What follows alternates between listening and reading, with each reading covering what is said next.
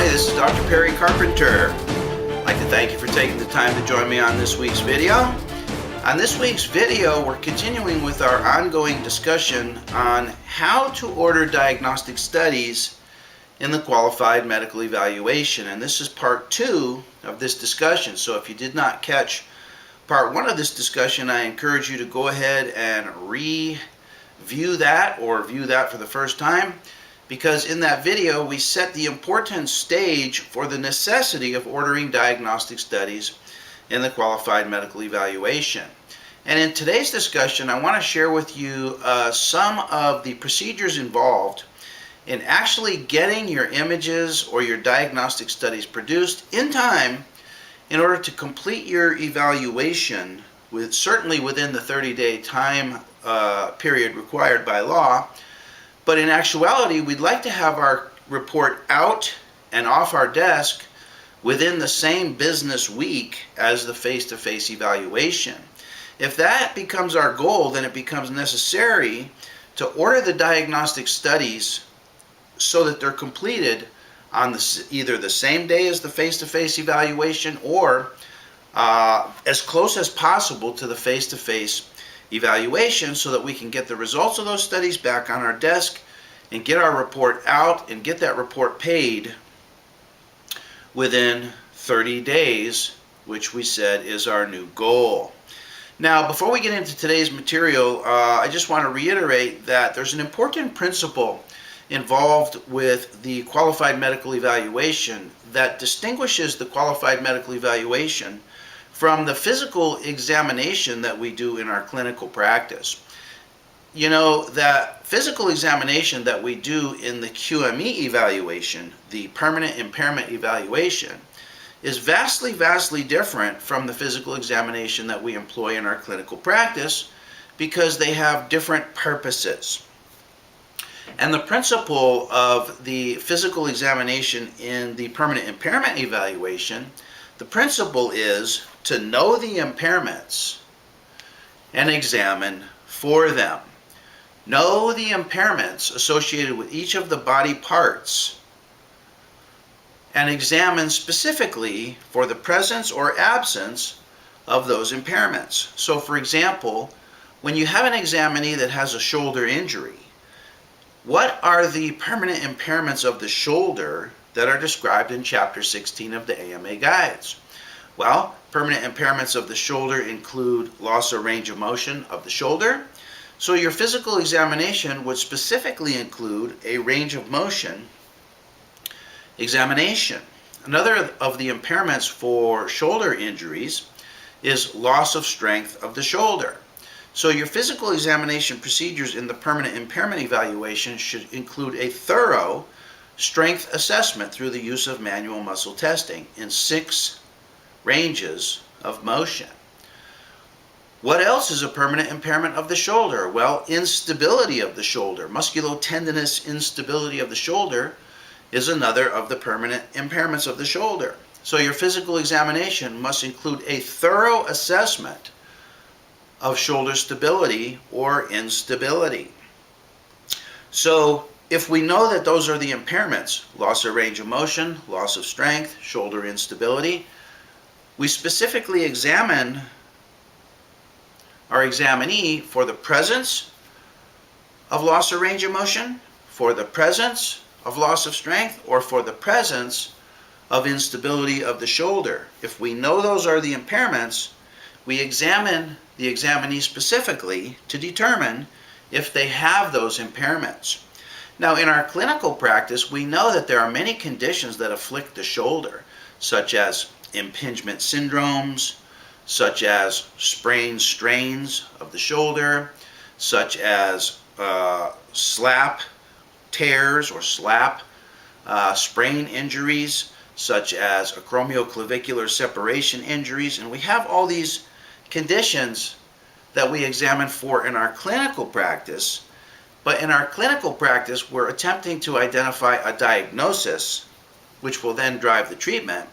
Whereas in the permanent impairment evaluation, we're simply examining for the presence or the absence of impairments. So the principle is to know the impairments and examine for them. Well, that relates to diagnostic studies, which is our topic today, in that many of the impairments that are described in the AMA guides, and certainly within chapters 15, 16, and 17 of the AMA guides, many of the impairments require diagnostic studies for the assessment of those impairments. So for example, in chapter 15, one of the impairments of the spine is a loss of motion segment integrity. Loss of motion segment integrity is analyzed on radiographs, on X-ray images, flexion and extension images of the spine. In chapter 16, one of the impairments associated with wrist injury is carpal instability. Well, carpal instability is assessed on radiographs, X-ray images. In chapter 17, one of the impairments associated with lower extremity injury is post-traumatic arthritis. Post-traumatic arthritis most reliably manifests as a loss of cartilage interval of the associated joint. We assess for post-traumatic arthritis by measuring cartilage intervals on radiographs. And I just simply cite here one example from each of those three chapters. The point is that many of the impairments require diagnostic studies for the assessment of those impairments. So if that's true, if you can accept that principle of knowing the impairments and examining specifically for the presence or absence of the impairments, if you buy into that principle, then you'll realize that it's necessary and required to order diagnostic studies in most of your cases. Most of your cases, whether it be a spine injury case, an upper extremity injury case, a lower extremity injury case. In almost every single case, you will be ordering diagnostic studies of the associated body parts in order to assess for the presence or absence of impairments.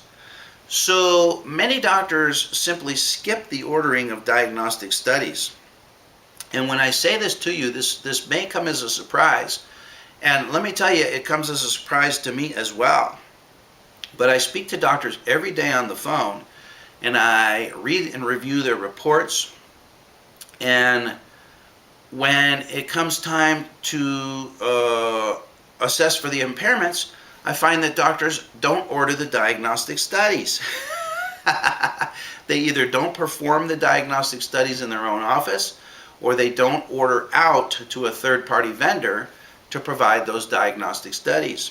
And doctors give me a variety, an infinite variety of reasons as to why they don't order diagnostic studies, ranging anywhere from they didn't know that the diagnostic studies were required, in other words, they're not familiar with the AMA guides, or number two, that they did order the diagnostic studies, but they weren't able to get them completed in time to get their report out in 30 days, or they did order the diagnostic studies and the diagnostic study provider screwed up the order and didn't produce the studies in the way or in a way that the qualified medical evaluator could use the results of those studies. And there's no end to the excuses and reasons that QMEs will give for not ordering diagnostic studies. Well, the purpose of today's video is to let you know a couple things. And I'm going to be frank, open, and honest with you in this discussion.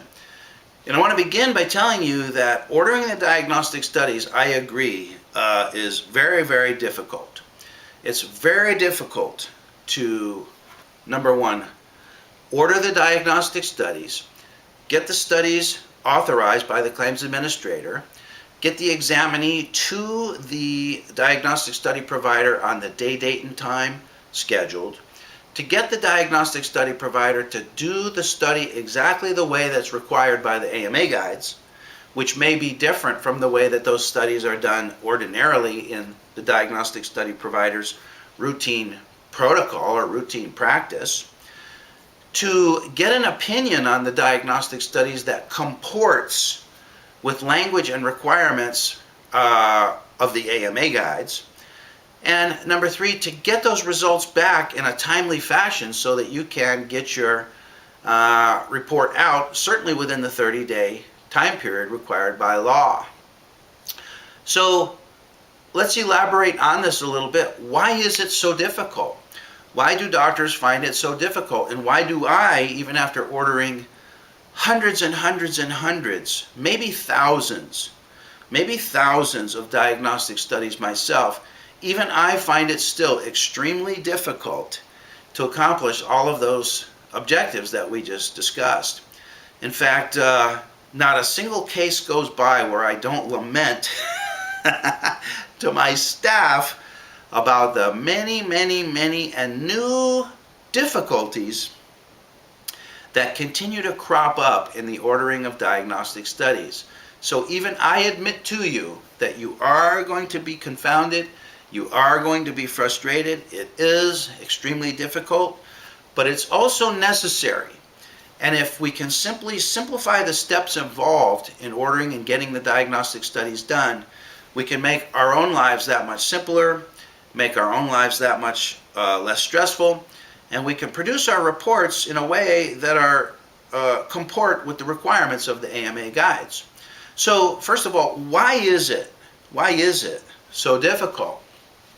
Well, in order to understand why it is so difficult, you need to understand what's known as the law of complexity.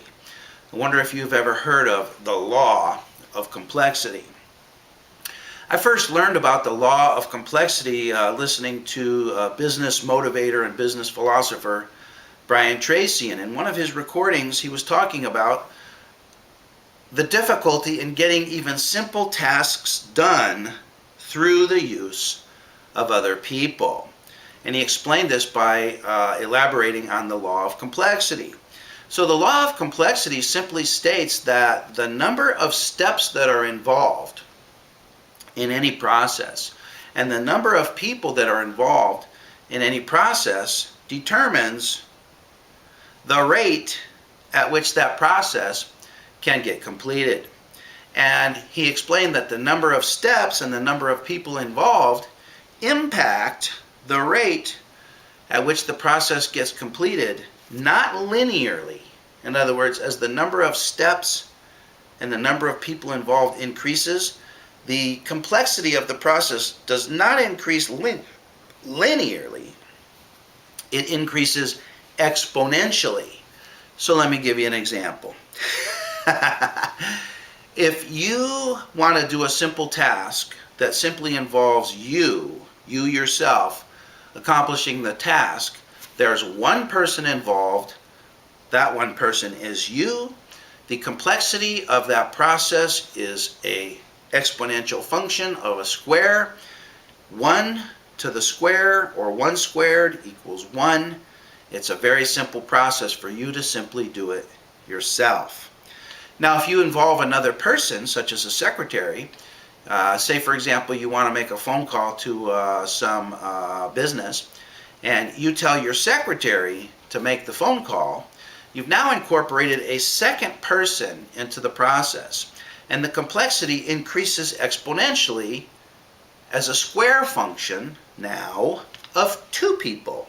Whereas before it was involving just you, one person, now the process is involving 2 persons. The complexity increases by 2 squared, and it becomes 4 times as complex to get this simple phone call completed.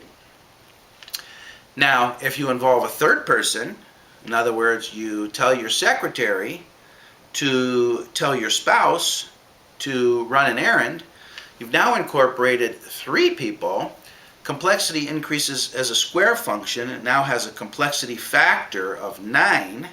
And we went from complexity of 1, whereas when you did it yourself, compared to complexity of 4 when you involved another person, now to a complexity factor of 9 by incorporating a third person into the process. So what does this have to do with diagnostic studies? What it has to do with diagnostic studies is that once you get involved with the diagnostic study provider, you're involving many more people, as many as 5 additional people, maybe 6 additional people, maybe 7 additional people. And I'll give you an example of that in just a minute. And so you can see that the complexity increases exponentially up to 25 times as complex for 5 people, 36 times as complex for 6 people, 49 times as complex for 7 people, and on it goes. And the curve increases exponentially.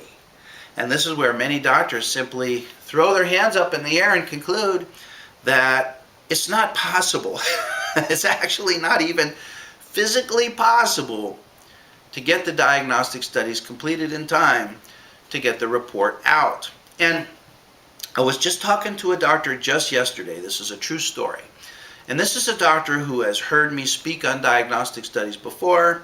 He's successfully ordered diagnostic studies before. And yet on this one particular case, despite all his efforts and attempts, he was unable to get the results of the diagnostic studies back within the 30-day time frame to get his report out as required by law. So even he, with all of his experience, encountered this mountain of complexity that we face when it comes to diagnostic studies. Now I want you to know that this is just a fact of life. It's just something that you're going to have to dig in and deal with. It's just something that you're going to have to persevere through. But I want to give you some action steps today to make the process a little bit easier and a little bit more predictable. And I look forward to going over those several steps with you here as we continue in just a couple of moments.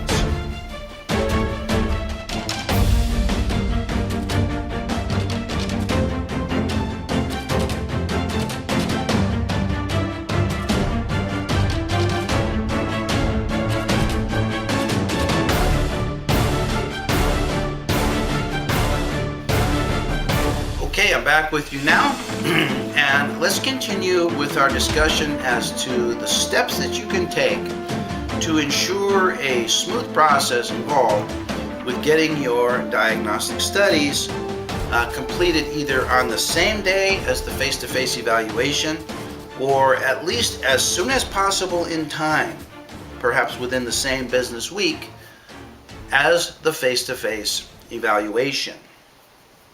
So a little bit of philosophy as we begin this discussion.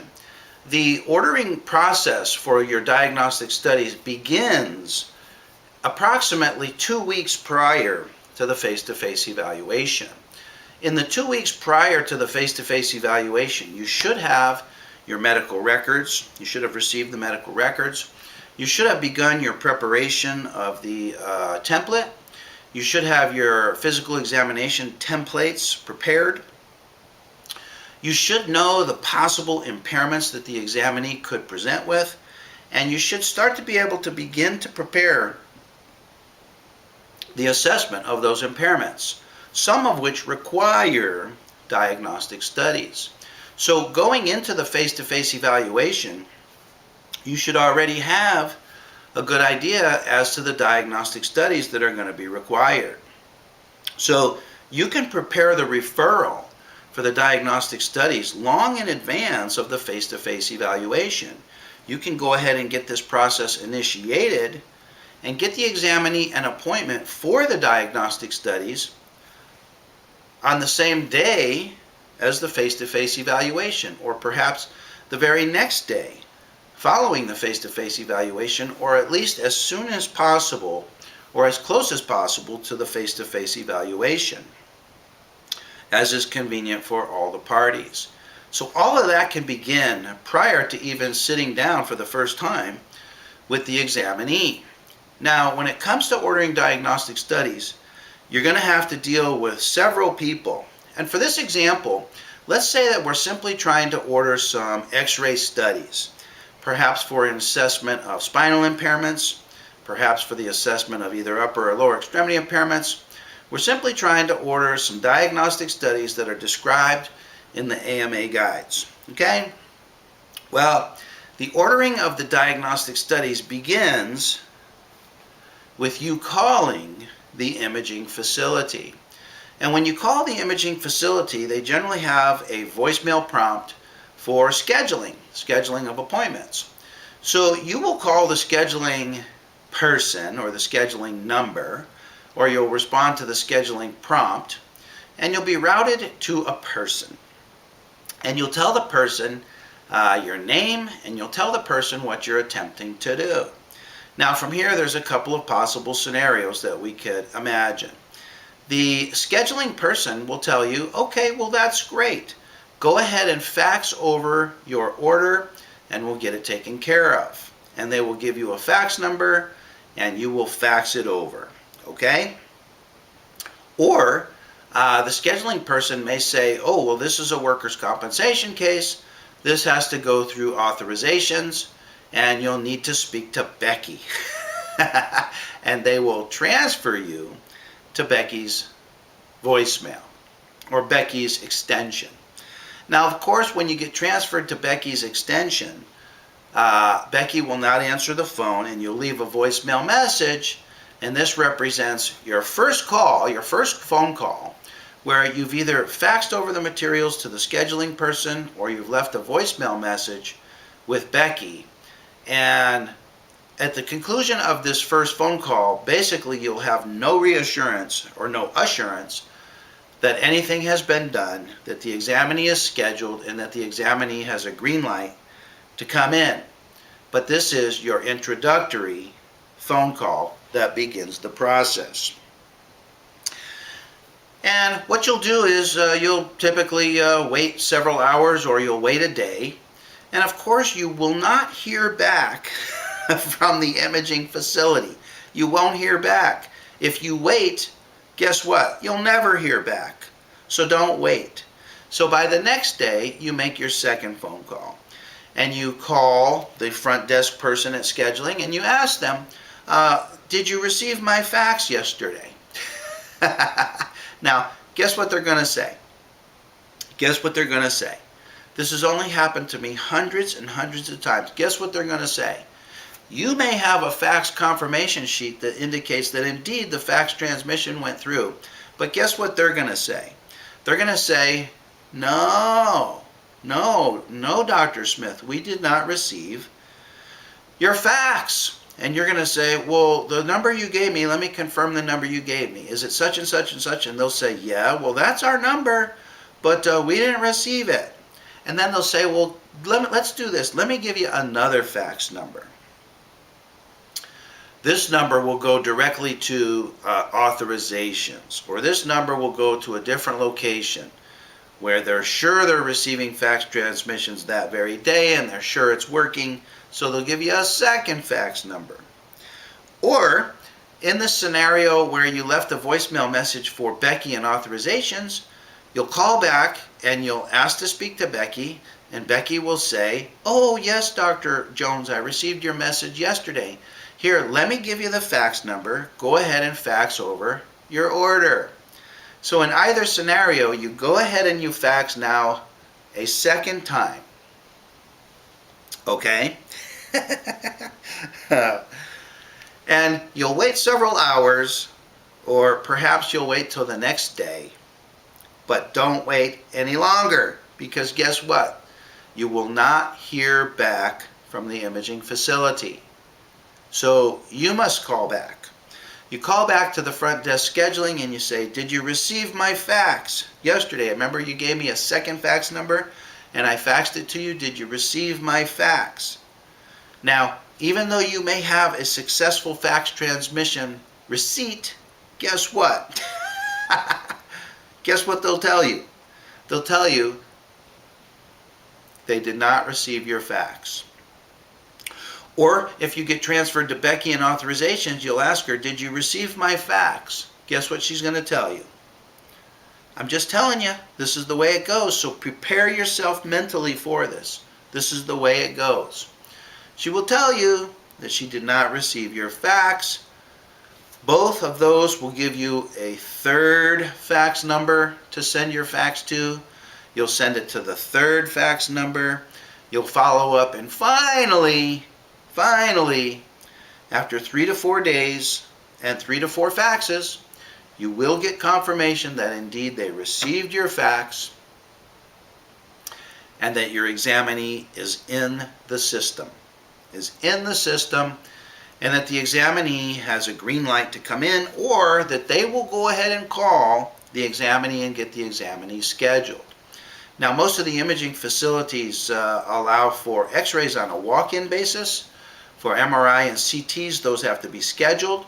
So they'll either tell you that the examinee can go ahead and walk in for x-rays, or that they will call the examinee to schedule any other studies.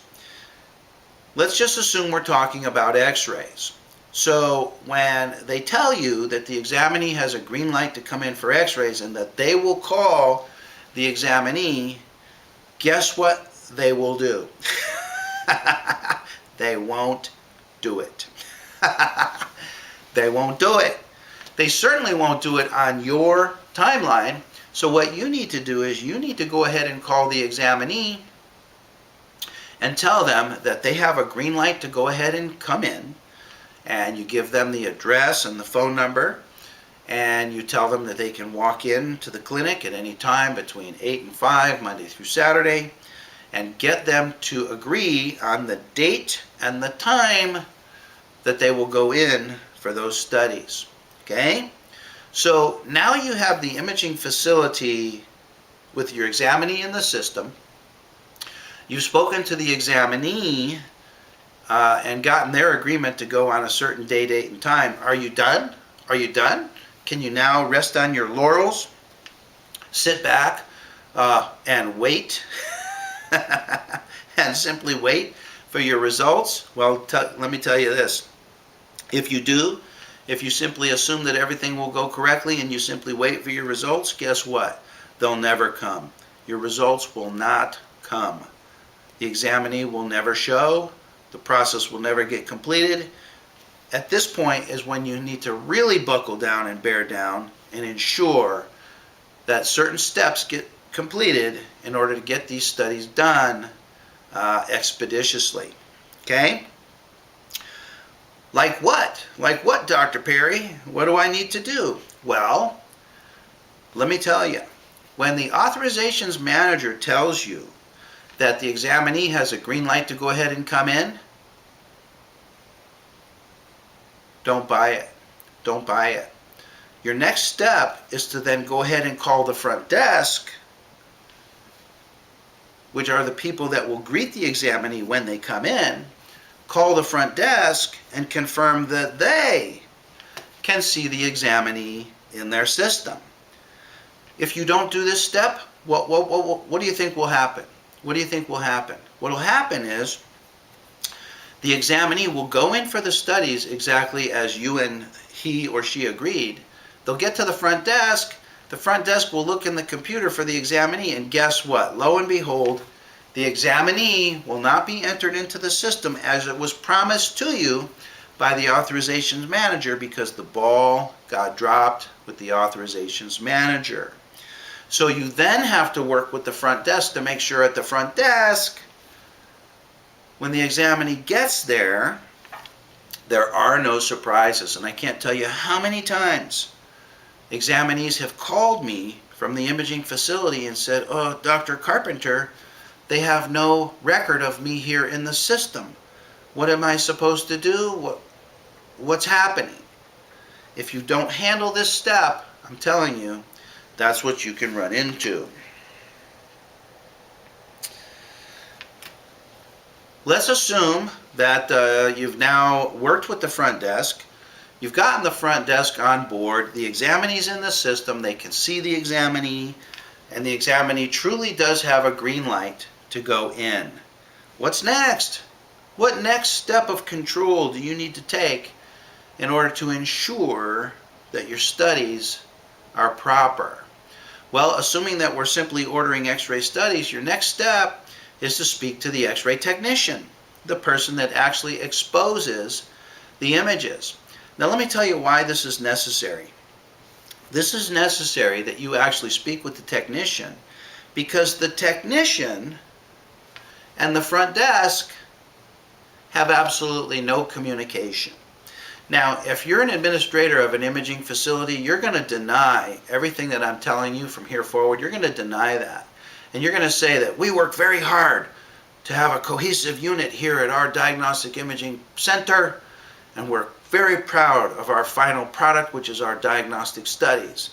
Well, in the real world, there is a disconnect between the front desk and the technician.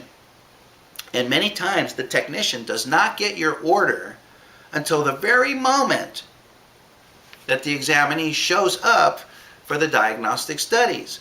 And when the technician looks at your order and sees that that order contains images that are outside of their routine protocol, and let's just agree right here that many of the AMA guides requirements contain images and special projections that are outside of the routine practice in the day-to-day operation of X-ray technicians. So, for example, for the assessment of carpal instability, the AMA guides describe several very specific and unique views with angulation of the wrist, with ulnar and radial deviation, some with clenched fist, some with open fist. And these are unique views, unique to the AMA guides, which these X-ray technicians have no knowledge as to how to do them. They're not as part of their routine protocol. So it would be great if the technician saw the order today, and for the examinee who's coming in tomorrow, and they could prepare mentally and practically in the X-ray lab to have those studies done properly, but they don't. They get it on the spur of the moment the examinee shows up, and they're flustered and they're surprised, and there's no way they can complete the studies the way that those studies are required by the AMA guides. So you must mandatory speak to the X-ray technician before the examinee shows up. If you don't take control of this step, you're going to get images back that you can't use. Images that are not consistent with the AMA guides. Then you're going to go ahead and try and stuff a round peg into a square hole and use those images, but they're not proper. They're not proper. And this is all about getting the studies done properly as they're required by the AMA guides.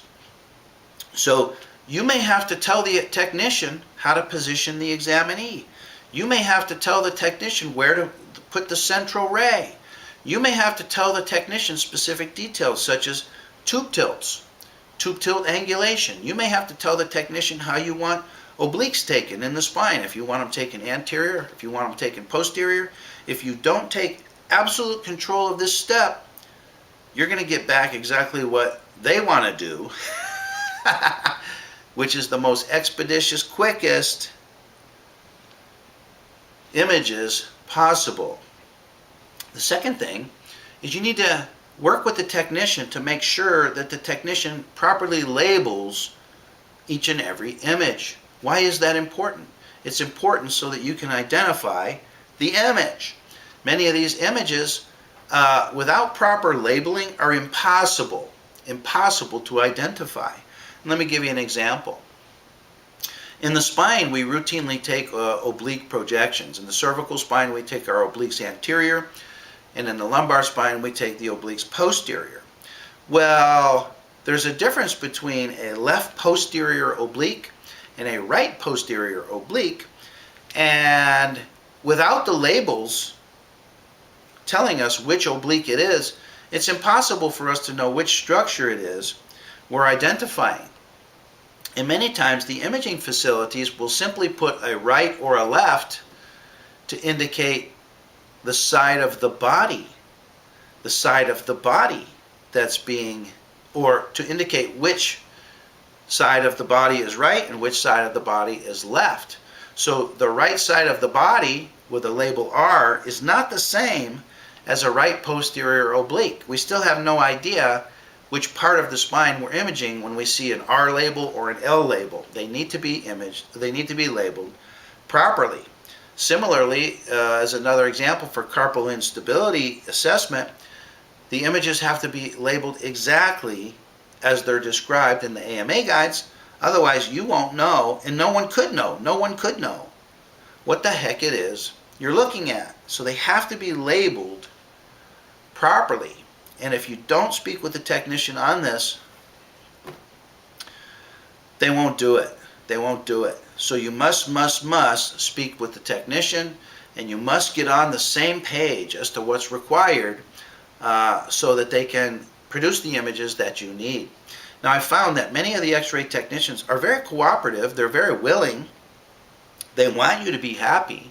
So just go ahead and call them and speak to them like they're regular people, and they will work with you to get your images done. And once you've spoken to them once or twice, they become well trained, and they work with you from here on out to give you the images that you need. So once this is done, are you done? Are you done? No, you're just beginning. You now need to speak with the medical radiologist. Why do you need to speak with the medical radiologist? For the same reason that you need to speak with the x-ray technician. Because the medical radiologist has no communication with the front desk, has no communication with the x-ray technician. The medical radiologist may never even see your order, so they're not aware of what it is that you're trying to rule out. They're not aware of what it is you're trying to rule in. They could possibly be in a dark room in St. Paul, Minnesota, reading images digitally from all over the country, and they have no idea what's going on with your examinee. So you need to speak with them. If you don't speak with them, they are going to provide an x-ray report for you that is canned, that is templated, that uses boilerplate language. I recently received an x-ray report from a medical radiologist who was reading the images remotely that I was convinced that the medical radiologist did not even actually look at the images. The images were of shoulder x-rays, and this particular examinee had had a greater than 1 centimeter resection of the distal clavicle. Well, in the x-ray report, the medical radiologist said clavicle normal. He said acromioclavicular joint space normal. When I looked at the images, they were clearly not normal. So I was convinced that he didn't even actually look at the images. So don't be surprised if this happens to you. You need to speak to the medical radiologist and get on the same page so that you can get a report of findings on those images. That's something that you can actually use for your opinions and conclusions on the permanent impairment report, consistent with the AMA guides. If there's specific measurements that you need to speak to the medical radiologist. If you're concerned about specific findings such as anomalies, pre-existing conditions, don't expect that they'll simply pick those up and report on those, because they won't. You have to coach them along and work with them to get the report that you need for your report. Okay? So we've spoken to the front desk, we've spoken to the authorizations manager, we've spoken to the technician, we've spoken to the medical radiologist. Are we done? Are we done yet? No, we're far from done. Trust me, we're far from done. Who do we need to speak to next? Well, if you simply do nothing, if you simply sit there and wait for your images to arrive by mail, guess what will happen? 3 days will go by, no images. 4 days will go by, no images. A week will go by, and you'll finally realize, I better call and find out what's happened to the images. Now, when you call for your images, guess what they're going to tell you? They're going to tell you one of several things. Number one, they're going to say, oh, well, we sent the examinee away with the disc. We gave a disc to the examinee. Now, this is an examinee that you're probably never going to see again.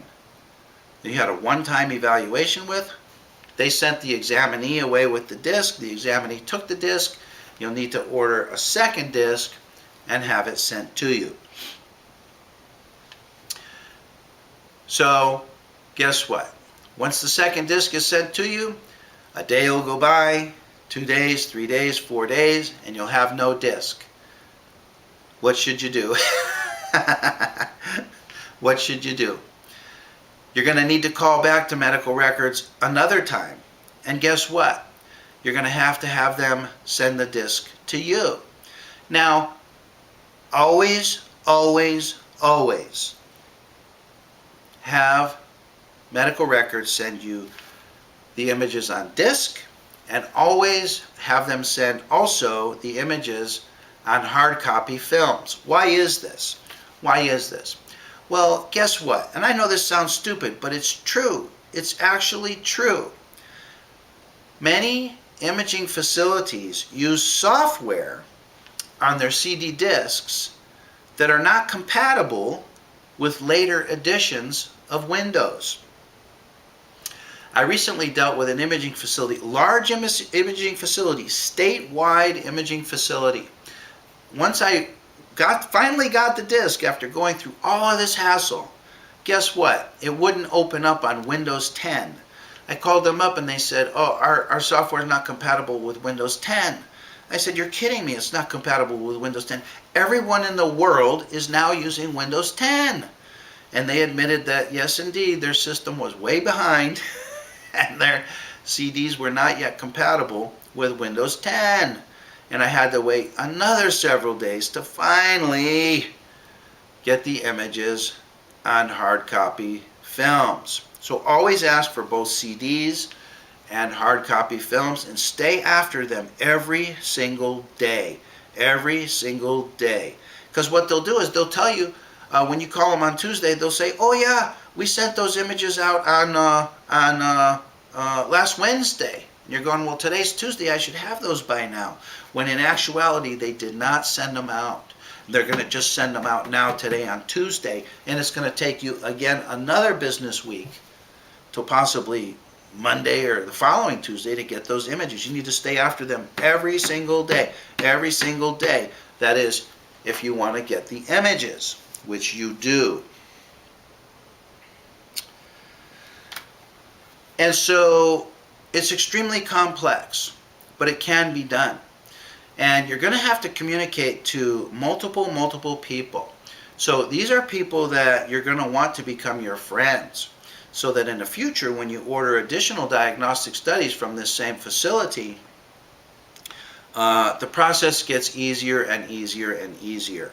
Now, many doctors fail in this process because they fail to persevere to the point where the process becomes systematized. And I'm telling you that if you'll simply follow these steps and persevere through these steps and grit and grin and bear it, you will succeed in getting your diagnostic studies done properly and getting the results in time. And as I said before in our earlier discussion, the goal, and I want to challenge you on this, this is your goal. The goal is to have the examinee leave the QME evaluation with you and go directly to the imaging facility or the diagnostic study provider and get those diagnostic studies done so that you can get the results of those studies the same day as your face-to-face evaluation, or the very next day, or certainly as close as possible in time to the face-to-face evaluation so that you can get your report out and get it paid within 30 days. And that's the goal, and this is a goal that's entirely achievable if you'll just realize that you're going to have to crawl through some muck with regards to the diagnostic studies, but you can get it done if you just persevere through. So doctors, I hope this helps you. This is information that's coming to you learned through the school of hard knocks. And I still experience these difficulties with every single case. And it never ceases to amaze me, the new complications that arise. But now I just take a deep breath, I just work through it. And the key to it is in beginning at the 2-week prior to the face-to-face evaluation appointment, so that there's always plenty of time and there's no need to get anxious. And if you just stick with it, you can get these studies done. So doctors, I hope this helps you. The very best evaluators persevere and they do the very best exams because their exams and their reports include the necessary diagnostic studies that are required by the AMA guides. And I've given you now the secrets of success of getting the diagnostic studies completed. So this is Dr. Perry Carpenter. I want to thank you for joining me on today's video. I look forward to being with you on future videos. And for now, I'm wishing you best of success in your career as a qualified medical